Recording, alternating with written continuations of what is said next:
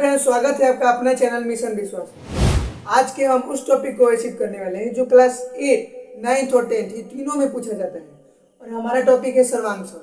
सर्वांगसम होता क्या है, आखिर इसे कैसे पहचाना जाता है, आज इस वीडियो में जानेंगे। हम ये उम्मीद के साथ बोल सकते हैं, अगर आप इस वीडियो में अंत तक रुक जाते हैं तो आपका सर्वांगसम का डाउट पूरा खत्म है। क्या क्या बात कर रहे हैं? तो आइए समझते हैं होता क्या है। जैसे देखिए, पहले सर्वांगसम का चिन्ह कैसे लिखा जाता है उसको समझते हैं। इसे लिखने का तरीका है कैसे, दो छोटा लाइन लिखकर उसमें एक टेढ़ा लाइन लगा दें, इसे सर्वांगसम का चिन्ह बोला जाता है। ठीक, अब देखिए इसमें क्या दिया हुआ है कि यहाँ पर दो त्रिभुज है। त्रिभुज की संख्या कितनी है? 2 है। तो यहाँ ये दर्शा रहा है कि या तो एंगल ए के बराबर एंगल पी होना चाहिए, एंगल ए के बराबर क्या होना चाहिए? Angle P. एंगल बी के बराबर क्या होना चाहिए? Angle Q. ठीक, एंगल बी के बराबर एंगल क्यू और एंगल सी के बराबर एंगल आर। ये हो गया, ये बड़ा या कैपिटल कोई भी यार लिखा, यहाँ पे जो रहेगा वही लिखते हैं। ठीक, ये हुआ पहला तरीका। दूसरा तरीका क्या है कि ये तो एंगल से हुआ, अब भुजा से भी होता है।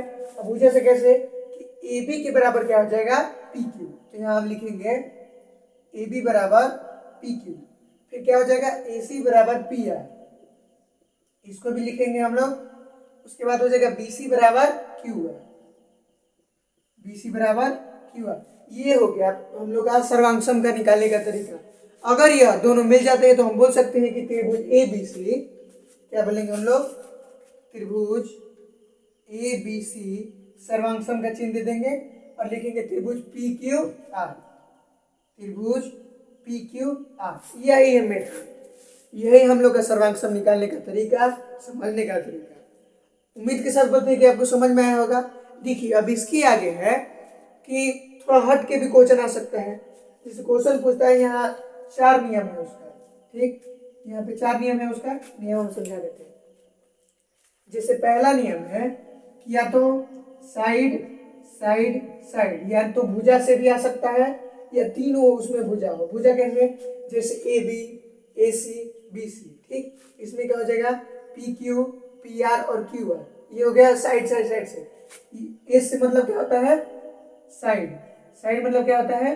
भुजा। ठीक, दूसरा क्या होता है सकता है? साइड एंगल साइड से। अब एस मतलब साइड और एंगल मतलब क्या हो जाएगा? कोण। तीसरा क्या होता है कि एंगल एंगल एंगल से, यानी तीनों कोण से होगा। और चौथा क्या होगा कि एंगल एंगल साइड से। यही 4 नियम है, और भी नियम बना सकते हैं हम लोग इससे, लेकिन जो मुख्यतः पढ़ना है यही 4 नियम है। इसी 4 नियम से हम यह सीखेंगे कि सर्वांगसम, जैसे आप क्लास 9th में जाते हैं तो जो 7वां चैप्टर है त्रिभुज, उसमें पहला टॉपिक ही आता है सर्वांगसम। क्लास 9th की बात करें, 10th क्लास में भी सर्वांगसम के बारे में पूछा गया है। 2 त्रिभुज दे देगा और दोनों के बीच दर्शाना है, कुछ क्वेश्चन दिया होगा। ठीक, तो यहाँ पर हम समझे क्या कि एंगल ए बराबर एंगल पी होना चाहिए, एंगल बी बराबर एंगल क्यू होना चाहिए और एंगल सी बराबर एंगल आर होना चाहिए, या ए बी बराबर पी क्यू होना चाहिए, यानी ये भुजा इसके भुजा के बराबर, ए सी बराबर यानी इसकी भुजा ये बराबर, और बी सी के बराबर क्या हो जाएगा? Q R. यही हम लोग को समझेंगे यहाँ पे। अगर यह सब मिल जाता है तो हम मान सकते हैं कि यह सर्वांगसम है। ठीक, और यह भी बहुत सारा इंपॉर्टेंट है, जो ये चारों हम रूल बताए हैं, यही चारों रूल को पढ़ना है।